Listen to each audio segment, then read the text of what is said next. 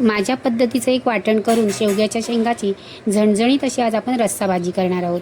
चला तर मग वेळ न घालता व्हिडिओला सुरुवात करूया. त्याच्यासाठी इथे मी 2 शेवग्याच्या शेंगा घेतलेल्या आहेत. त्यांना आपल्याला साफ करून घ्यायचे, म्हणजे कापायचे, त्याच्यावरचे दोर आहेत ना ते आपल्याला काढून टाकायचे आहेत. तुम्हाला जेवढ्या पाहिजेत ना तेवढे लहान मोठे असे त्याचे तुकडे करून घ्यायचे, कापायचे आणि पाण्यामध्ये टाकून ठेवायचे आणि स्वच्छ असे त्यांना धुवून घ्यायचे. त्याच्यासाठी लागणारा मसाला तयार करायचा. 4 चमचे सुकं खोबरं पातळ कापून घेतलेलं आहे. 1 टीस्पून चणा डाळ आहे, म्हणजे आपण जी चिवड्यामध्ये घालतो ना ती ही डाळ आहे भाजलेली. 4 हिरव्या मिरच्या, 6 लसूणच्या पाकळ्या, अर्धा चमचा धणे आणि पाव चमचा सफेदवाले तीळ. तवा गरम करायला ठेवलेला आहे. छोटा अर्धा चमचा तेल घालायचं, त्याच्यामध्ये सुकं खोबरं घालायचं. सुकं खोबरं आपल्याला भाजून घ्यायचं, हे पण आपल्याला भाजून घ्यायचं आहे. मिरची अशी भाजल्याने ना त्याचा तिखटपणा कमी होतो. आणि जर तुम्हाला भाजी किंवा आमटी जर तिखट पाहिजे असेल ना तर मिरची घालायची, तिखट पण होते आणि चव पण चांगली येते. मिरचीला मध्ये मी चिरा दिलेले आहे. तुम्ही जर चिरा दिला नाहीत ना तर थोडे मध्ये कापून टाकायचे, नाही तर मग त्या फुटतात आणि अंगावर उडतील. खरपूस असे भाजून झाले, गॅस बंद करायचा. पाव इंच आलं आणि थोडीशी देठासकट कोथिंबीर, त्याला थंड करायचं आणि मिक्सरला बारीक वाटून घ्यायचं. त्याच्यासाठी इथे कढई गरम करायला ठेवलेली आहे. 1 चमचा तेल घालायचं. या चमच्याच्या मापाने मी सर्व साहित्य घालणार आहे.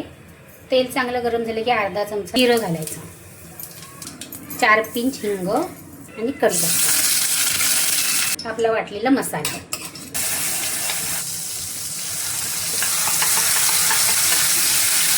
चांगलं परतून घ्यायचं. एखादा मिनिटभर मसाला परतून झाला की 1 चमचा घरचा गरम मसाला, अर्धा चमचा हळद, 1 चमचा काश्मीरी लाल मिरची पावडर, 2 चमचे घरचा मसाला. तुम्हाला जसं तिखट पाहिजे ना त्याप्रमाणे मसाला घालायचा. याला पण आपल्याला परतून घ्यायचं. हिरवी मिरची पण आपण वाटलेली आहे, ते लक्षात घेऊन आपण लाल मसाला घालायचा आहे. थोडा वेळ हे मसाले पण परतून घ्यायचे आणि शेवग्याच्या शेंगा घालायच्या. सर्व शेवग्याच्या शेंगाला मसाला लागेपर्यंत मिक्स करून घ्यायचे. त्याच्यामध्ये मिक्सरचं भांडं धुवून पाणी घालायचं. तुम्हाला जेवढा रस्सा पाहिजे आणि शेवग्याच्या शेंगा शिजण्यासाठी लागेल एवढं पाणी घालायचं. चवीप्रमाणे मीठ घालायचं आणि याला शिजवून घ्यायचं. शेंगा शिजल्याच्या नंतर त्याच्यामध्ये आपल्याला 1 पिंच अशी आमचूर पावडर घालायची आहे, कारण शेंगा आहे ना ती तुरट असते. पण शिजल्याच्या नंतर घाला, आधी घालू नका, नाहीतर मग शेंगा शिजणार नाही. कोणतीही आंबट वस्तू घातली ना की आपला पदार्थ आहे तो पटकन शिजत नाही. शेवग्याची शेंग तुरट असते ना, म्हणून थोडासा किंचितभर असं गूळ घालायचा. रस्स्याला गोडवा आला नाही पाहिजे अशा पद्धतीने घालायचा. झणझणीत अशी आपली शेवग्याच्या शेंगाची भाजी तयार झालेली आहे. तुम्ही चपाती बरोबर, भाकरी बरोबर खाऊ शकता. खूप छान लागते. नक्की एकदा तुम्ही करून बघा. वेळात वेळ काढून तुम्ही माझे व्हिडिओ बघता त्याबद्दल मी तुमचे खूप खूप मनापासून आभार मानते. थँक्यू.